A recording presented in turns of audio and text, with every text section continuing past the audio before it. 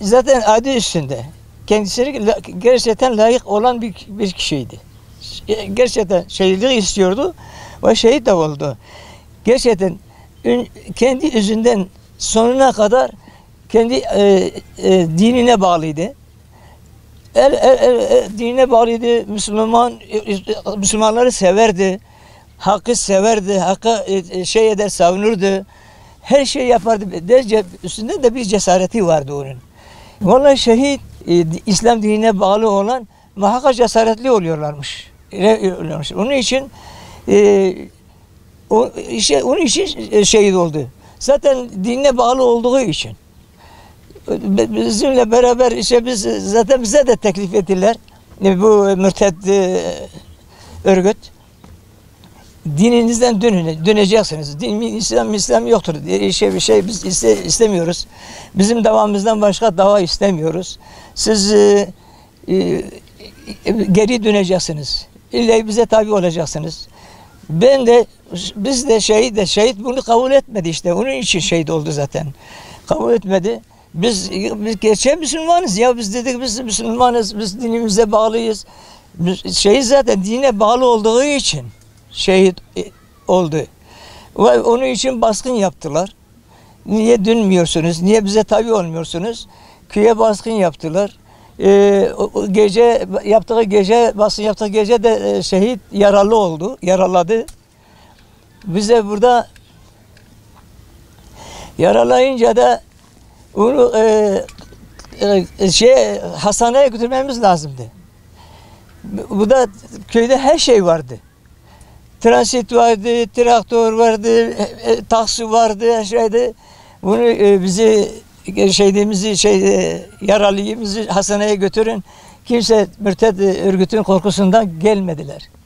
Bizi hastaneye götürmediler. Aslında bir traktör peydahlattık. Orada kaç kişi traktörle şehire götürdük. Orada da biz yoktu oradan. Başkası götürmüşlerdi. Ben gelinceye kadar doktorlar da ona bakmıyorlarmış. Neden bakmıyorlarmış ya?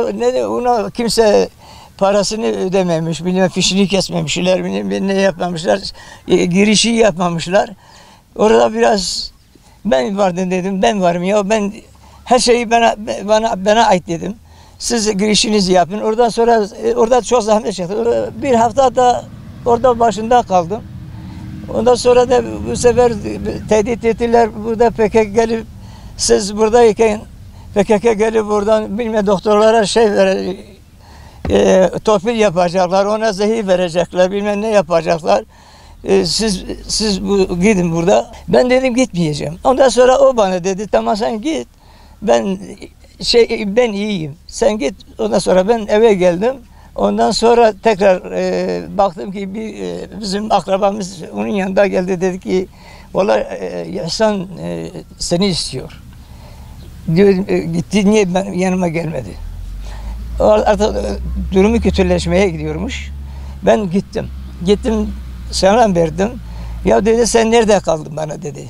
Ya ben dedim sen beni gönderdin. Ben ne yapayım? Ya dedi burada beni bakan yok. Kimse beni bakmıyor. Evet. Dedi kimse beni bakmıyor. Ve sen niye gittin? Herhalde unutmuştu. O kendisi beni göndermişti, yollamıştı geri eve. Demek ki hatırlamıyormuş. Ben dedim vallahi sen sen söyledin git. Ben gittim. Vallahi dedim burada beni bakan yok. Sen gitme hatta benden ayrılma dedim. Ben de artık ayrılmamayacağım dedim. Kaç gün kaldı hemen biz kaldırdık. Yukarı artık durumu ciddileşti. Biz 6. kata götürdük.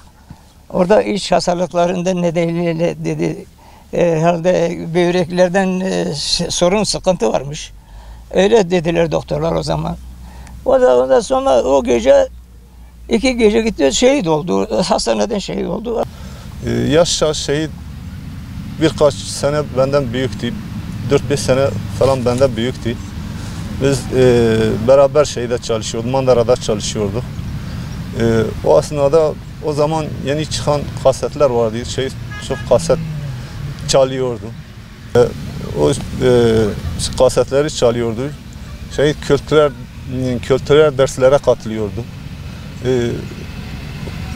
Haftada veya ayda bir kitap okuyordu. Yani gerçekten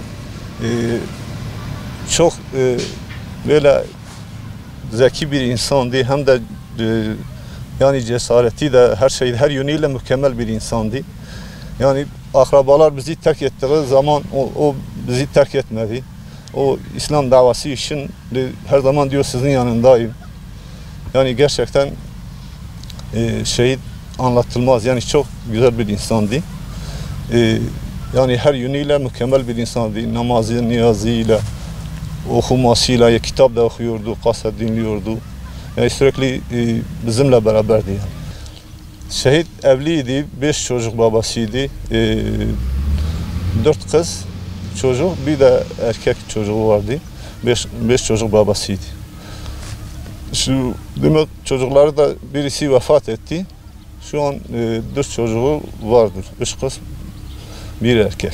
O zaman zaten imkanlar fazla maddi de yoktu. Ama köyde bazı arabalar vardı, servis vardı. Bizi zaten götüremediler. Orada yani bizim anladığımız kadar doktorlar pek müdahale etmemişler.